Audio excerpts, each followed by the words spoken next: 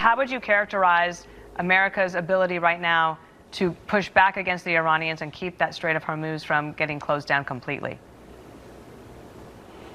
Well, Dana, as you've heard Pete Hegseth and Chairman Dan Kane say, our military campaign... Tonight, we're looking at a tense standoff in the Strait of Hormuz, a critical artery for global oil supply.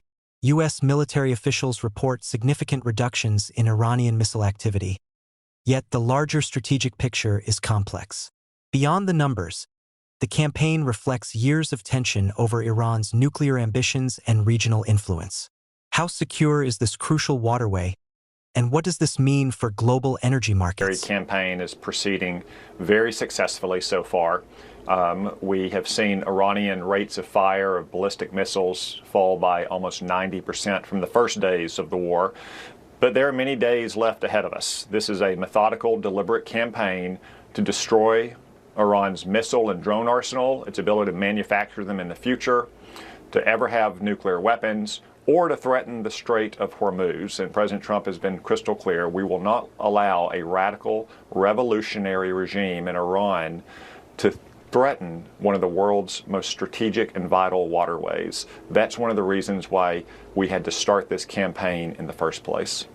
Senator, some of your colleagues in the Senate, they come out of these classified briefings and they're all doom and gloom, right? They say there's no strategy, there's no goal, they don't know what the U.S. is doing. You're in these same briefings with them. There's two realities coming out of these briefings. What are your thoughts when they come out and they go on TV and you're hearing from them something very different than what you're seeing? You know, Bill, Iran has had what you might call a Yosemite Sam strategy from the very beginning. They've just been shooting at everyone all around them, trying to threaten the world economy, trying to get Arab leaders to call Donald Trump and plead for peace. Instead, they've been calling and asking for targeting coordinates. Iran has succeeded in uniting the entire civilized world against its revolutionary regime, except for two groups, the Democratic Party and the liberal media. They seem to be rooting for our troops to fail and rooting for Iran to withstand this campaign. I can tell you that in these classified briefings, the briefers are very clear. They share as much information as they have. Not all the information is available. We can't tell you exactly how many launchers Iran has left for its missiles. We can't tell you exactly. The possibility of Russian or Chinese support to Iran echoes Cold War-era proxy dynamics, when superpowers used regional conflicts to exert influence indirectly. While intelligence remains unconfirmed, such speculation underscores the complexity of modern geopolitics, where one conflict can ripple across multiple continents. Analysts warn that any foreign assistance to Iran could escalate tensions and increase the stakes for U.S. personnel and allies in the region. It also raises questions about how information is shared with the public. Do you think these warnings are being fully contextualized? Or are they being used to shape perception? Exactly how many missiles or drones it has left, but it is a deliberate, methodical campaign that is making tremendous progress. There may be tough days ahead, but it's making great progress. And the president's been very clear about those goals, about destroying the missiles and the drones, destroying the nuclear program, keeping the Strait of Hormuz open, and ensuring that Iran can no longer put a chokehold on the Strait of Hormuz or the civilized world by its support for terror and other outlaw actions. One of your another Democratic colleagues, Senator Blumenthal, he came out and talked about fears, as he described it, of Russia and Chinese involvement in this conflict against the U.S.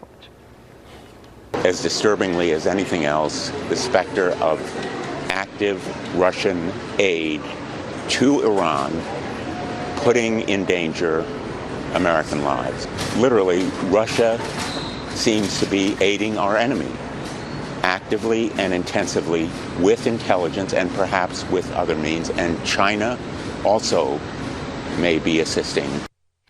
And we know that President Trump did speak to the Russian president. Anything more you could add to that? Well, Dana, I can't confirm or deny intelligence reports that Russia or China might be helping Iran with targeting details, for instance. But I can say it sounds like the kind of thing they would do. Soviet Russia did this throughout the Cold War. Putin's Russia is no different in this regard. I would say that right now, if you hear what he's been saying and posting on social media, it's probably not a good time for another country to be messing around with Donald Trump. I'm sure he conveyed that to Vladimir Putin. I'm sure his senior officials like Marco Rubio and John Ratcliffe have been conveying it to their counterparts as well. Russia and China, if they were to provide any assistance to Iran, are playing with fire. Senator, we understand you've just sent a letter to the Department of Energy. You want some answers on the Biden administration's siphoning and withdrawing of the Strategic Petroleum Reserve back in 2021, 2022. Can you fill us in on that? Yeah, Bill, it's just another example of how the Democratic Party is not serious about the threats from Iran. Back in 21 and 22, when the Biden administration and congressional Democrats had unleashed record inflation, their solution was to draw down the Strategic Petroleum Reserve. That reserve was not designed to help Democrats out of a political jam of their own making. It was literally designed and created after the oil shock in the 1970s. Yet we don't have enough oil in the reserve right now. We even had a proposal during the debate over COVID pandemic relief legislation to buy oil when it was only about $20 or $25 a barrel. Chuck Schumer blocked that because he didn't want to have any profit going to the oil companies. Guess what? They don't make a lot of profit at $20 and $25 a barrel. So you see this repeated pattern over the years of the Democrats playing politics with the oil and gas industry, basically trying to shut it down, using the Strategic Petroleum Reserve for their own political benefit, and now we simply don't have enough oil there. This discussion highlights the intersection of foreign policy and domestic energy strategy, two arenas that are tightly linked yet often debated separately. How should governments balance national security, global stability, and domestic resource management? We want to hear your take. Share your thoughts below, and don't forget to like, share, and subscribe for more fact-based analysis of the events shaping our world today.